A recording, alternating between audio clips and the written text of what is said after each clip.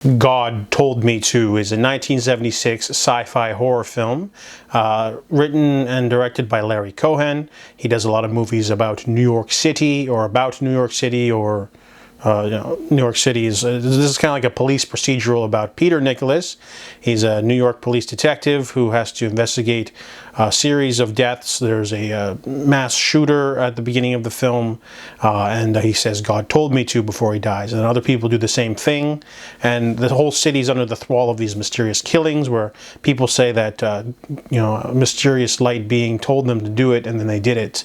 And then, of course, there are some fake killings that try to sort of frame other people for it, and Peter basically has to investigate the origin of God, this being that is telling people what to do.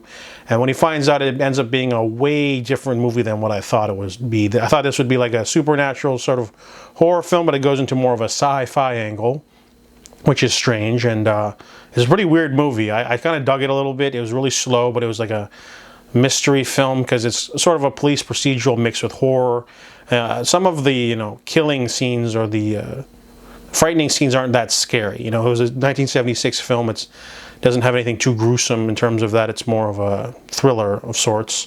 But overall, the plot's pretty intriguing when you find out what it's all about, and definitely throws you out of left field there with the concept. But overall, an intriguing film if you want something a little bit different. I like other Larry Cohen films, so this one was pretty good, and I give God Told Me To a 6 out of 10.